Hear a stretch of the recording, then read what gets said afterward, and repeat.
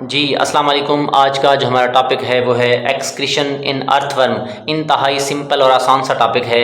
तो अर्थवर्म की अगर हम बात करें, अर्थवर्म जो है क्या होता है, एक एनिमल है और इसका ताल्लुक जिस फैलम से है, जिस मतलब किंगडम से है, उसको हम कहते हैं एनालिडा। इसके बाद अगर हम देखें ये क्या है, ट्रिप्लोब्लास्टिक है। इसकी बॉडी के अंदर 3 लेयर्स मौजूद होती हैं, इसी वजह से हम कहते हैं कि ये क्या होते हैं, ट्रिप्लोब्लास्टिक होते हैं। इसके अलावा इनके पास कैविटी मौजूद होती है, इसी वजह से हम क्या कहते हैं, ये जो है सिलोमेट एनिमल है। इनका जो एवरेज साइज है, अगर हम साइज की बात करें तो वो तकरीबन जो एवरेज साइज बनता है वो है 6 से 8 इंचेस। इसके बाद जो है इसकी बॉडी जो है वो क्या होती है, इसकी बॉडी के अंदर देख सकते हैं आप सेगमेंट्स मौजूद हैं, इसी वजह से हम कहते हैं कि इनकी जो बॉडी है वो क्या होती है, सेगमेंटेड होती है। अब ये जो अर्थवर्म है, अर्थवर्म की अगर हम बात करें, अर्थवर्म के अंदर एक ट्यूबुलर सिस्टम मौजूद है। अब ये जो ट्यूबुलर सिस्टम है ये एक्सक्रीटरी सिस्टम है, यहीं से ही एक्सक्रीशन का प्रोसेस होता है। तो इस एक्सक्रीटरी सिस्टम को, जो ट्यूबुलर सिस्टम है, ट्यूब्स नालियों पर मुश्तमिल है, उसको हम नाम देते हैं मेटानेफ्रिडियम। अब मेटानेफ्रिडियम जो है वो अर्थवर्म के अंदर है। प्रोटोनेफ्रिडियम जो है वो कहाँ पर मौजूद है, प्लेनेरिया के अंदर। अब इसमें फ़र्क क्या है, मेटानेफ्रिडियम के पास इंटरनल ओपनिंग मौजूद होती है और प्रोटोनेफ्रिडियम के पास इंटरनल ओपनिंग मौजूद नहीं होती। ये आपको लाजमी तौर पर याद करना चाहिए, या आपको याद होना चाहिए कि प्रोटोनेफ्रिडियम और मेटानेफ्रिडियम में फ़र्क लिखें। तो प्रोटोनेफ्रिडियम जो है वो प्लेनेरिया के अंदर है, मेटानेफ्रिडियम जो है वो अर्थवर्म के अंदर है।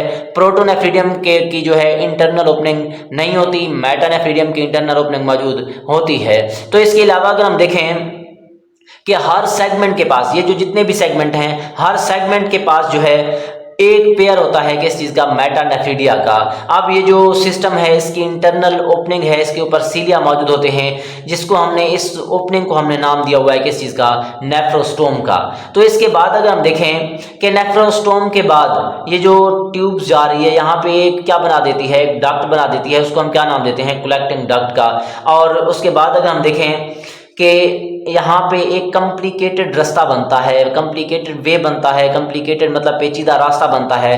तो जो पेचीदा रास्ता है, इसके लास्ट में अगर देखें तो लास्ट में जो है एक छोटा सा थैला मौजूद है, उसको हम क्या नाम देते हैं, ब्लैडर का नाम देते हैं। अब ब्लैडर के बाद लास्ट में एक्सटर्नल ओपनिंग है, जो एक्सटर्नल ओपनिंग है उसको हम नाम देते हैं नेफ्रिडियोपोर्स का। तो ये हमारे पास क्या है नेफ्रिडियोपोर है। तो इसी तरह अगर हम इसके मैकेनिज्म की बात करें कि मैकेनिज्म में क्या होता है कि एक्सक्रीशन का प्रोसेस या एक्सक्रीशन का मैकेनिज्म कैसे होता है, कैसे अर्थवर्म अपना एक्सक्रीटरी प्रोडक्ट या नाइट्रोजनस वेस्ट को बाहर खारिज करता है। तो अगर हम उसकी बात करें तो सबसे पहले होता क्या है कि ये जो हमारे पास नेफ्रोस्टोम है, ये वाला नेफ्रोस्टोम बार वाला हिस्सा, ये सब मर्ज होता है या इमर्स्ड होता है, धंसा हुआ होता है किस चीज़ के अंदर, इंटरस्टिशियल फ्लूइड के अंदर या सिलोमिक फ्लूइड। ये आपके पास यहाँ पे दरअसल क्या चीज़ मौजूद है, सिलोमिक फ्लूइड मौजूद है। अब ये जो सिलोमिक फ्लूइड है ये नेफ्रोस्टोम की मदद से इसके अंदर चला जाता है।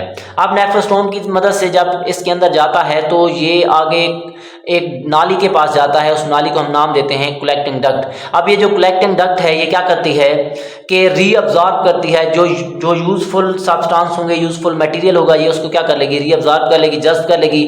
उसके बाद जो है इसको भेजा जाता है उस फ्लूइड को किस चीज़ के पास, ब्लैडर के पास। अब ब्लैडर क्या करता है, टेम्परेरी स्टोर करता है नाइट्रोजनस वेस्ट को। अब यहाँ पे थोड़ी देर के लिए या आर्जी तौर पर जो नाइट्रोजनस वेस्ट है वो क्या होते हैं, यहाँ पे जो नाइट्रोजनस वेस्ट होते हैं क्या होते हैं, थोड़ी सी देर के लिए जमा होते हैं, उसके बाद जो है इनको बाहर रिमूव कर दिया जाता है, खारिज कर दिया जाता है। और ये जो ओपनिंग है इसको हमने क्या नाम दिया हुआ है, एक्सटर्नल ओपनिंग है। और ये नेफ्रिडियोपोर है, यहीं से ही नाइट्रोजनस वेस्ट जो है वो बाहर क्या हो जाते हैं, खारिज हो जाते हैं।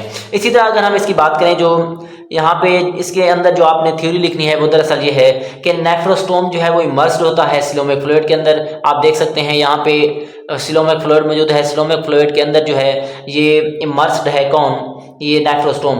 अब इट इन्वेलप्ड बाय, इसको ब्लड कैपिलरी ने क्या किया हुआ होता है, घेरे होता है, मतलब इसके ऊपर ब्लड कैपिलरीज क्या होती हैं, मौजूद होती हैं। अब होता क्या है कि नेफ्रोस्टोम कलेक्ट करता है सिलोमिक फ्लूइड को, यहाँ से सिलोमिक फ्लूइड को नेफ्रोस्टोम कलेक्ट करता है, अपने अंदर ले जाता है।